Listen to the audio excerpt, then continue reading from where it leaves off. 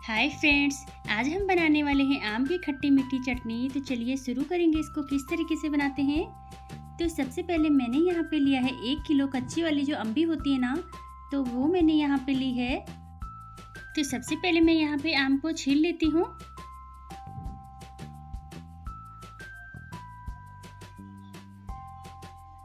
तो बस इस तरीके से मैं आम को यहाँ पे छील लेती हूँ। तो मैं यहाँ पे अभी 2 ही आम का इस्तेमाल करने वाली हूँ। तो आम को मैंने छील लिया है, तो इसको अच्छे से अब धो लेते हैं।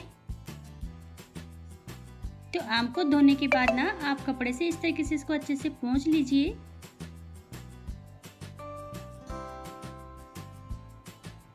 तो बस आम को भी मैंने यहाँ पे अच्छे से पोंछ लिया है। तो चलिए देखते हैं आगे हमें क्या करना है। तो सबसे पहले मैं यहाँ पे लेने वाली हूँ कद्दूकस। तो दोनों आम को ना मैं यहाँ पे कद्दूकस कर लूँगी।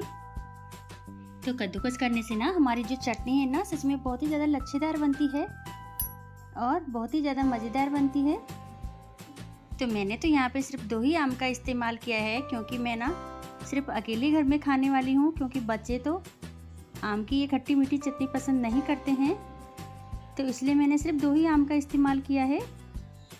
तो आप अगर ज़्यादा क्वांटिटी में इसको बनाना चाहते हैं ना, तो आप यहाँ पे ज़्यादा आम का भी इस्तेमाल कर सकते हैं, क्योंकि जो कच्ची अम्बी होती है ना वो सिर्फ गर्मियों में ही मिलती है।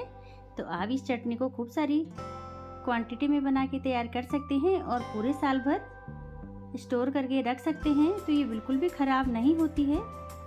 तो गैस में मैंने रख दी है कढ़ाई, और जो हमने आम को कद्दूकस किया है ना वो यहाँ पे डाल देते हैं।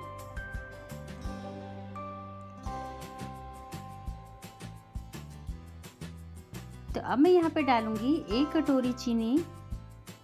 तो मैं ना यहाँ पे 1 कटोरी चीनी और 1 कटोरी गुड़ का इस्तेमाल करने वाली हूँ। आप चाहें तो पूरी चीनी डाल सकते हैं या पूरा गुड़ भी डाल सकते हैं।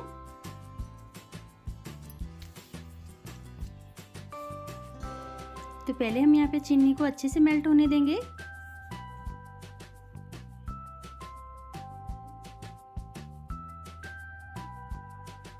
तो चीनी हमारी यहाँ पे मेल्ट हो गई है। अब मैं यहाँ पे गुड़ को डाल देती हूँ।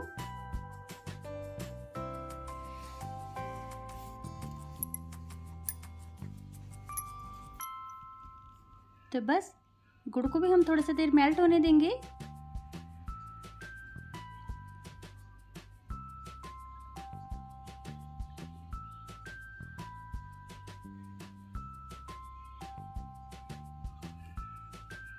तो आप यहाँ पे देख सकते हैं गुड़ भी हमारा अच्छे से मेल्ट हो गया है।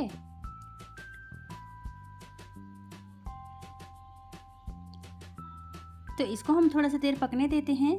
तो चलिए इसके लिए हम बनाएंगे तब तक एक मसाला। तो गैस में मैं रखने वाली हूँ एक पैन।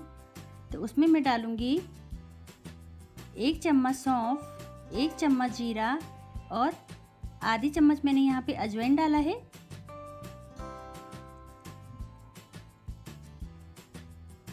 तो इसको 2 से 3 मिनट हम चला लेंगे। तो यहाँ पे 2 से 3 मिनट हो गए। तो इसको ना मैं यहाँ पे एक ईमान दस्ता लेते हैं और उसमें डाल देते हैं।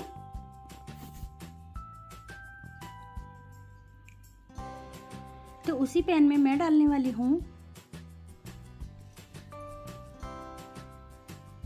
तो यहाँ पे बिल्कुल थोड़ा सा मेथी दाना डालेंगे। तो आधी चम्मच मैंने यहाँ पे मेथी दाना ली है।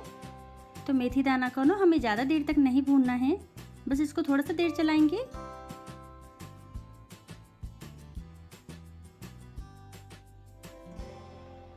तो सिर्फ 1 मिनट के लिए मैंने इसको चलाया है। तो मेथी दाना को भी मैंने उसमें डाल दिया है। तो अब हम यहाँ पे लेंगे कलौंजी। तो गैस को मैंने बंद कर दिया है और कलौंजी को हम गर्म पैन में रहने देंगे थोड़ा सा देर। तो बस इस तरीके से जो ये मसाला है ना इसको हम पीस लेते हैं। तो मसाले को हमें दरदरा ही रखना है, बिल्कुल पाउडर उसका नहीं बनाना है।